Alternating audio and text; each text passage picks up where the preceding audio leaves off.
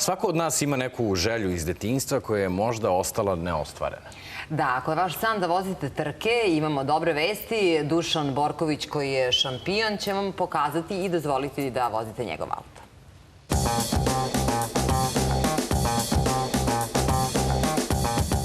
Da li ste nekada bili na trci pored prave staze uz urlik moćnih motora i miris spaljene gume? Ako niste, spakujte se na vreme, jer možda baš vi budete u prilici da otputujete na ETCC trku u Brno sa Dušanom Borkovićem i njegovim trkačkim timom. Akcija Idemo sa Dušanom u Brno počela je u nedelju u Novom Sadu i traje do 22. septembra. Radi se o veoma kreativno osmišljenom druženju našeg najtrofejnijeg automobiliste sa građanima Novog Sada, Kragujevca, Čačka, Beograda i Pančeva, tokom kojeg će biti u prilici da se takmiče za ovu nesvakidašnju nagradu.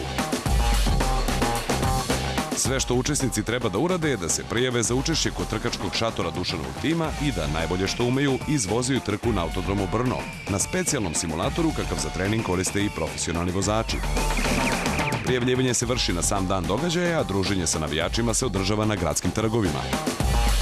Fanovi su bili oduševljeni prilikom da i sami probaju kako to izgleda biti za volanom Dušanovog Chevroleta.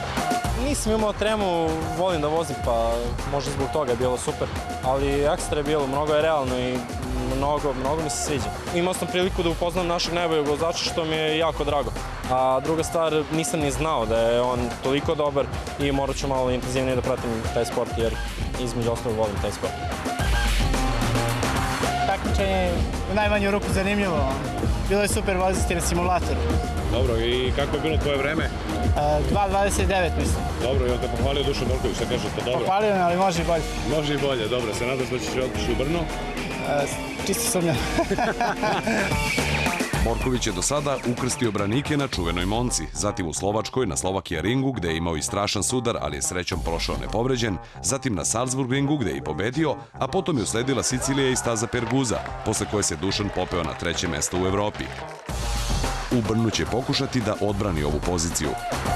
Daću se od sebe, imam dobru podršku grada Pančeva, sponzora, tako da veliku podršku navijača i siguran sam da je ovo samo početak moje blistave karijere već sada, a doći ćemo sigurno do svetskog prvenstva. Duco, 6. oktobar, Brno, finale ETCC-a 2013. Navijajte za mene.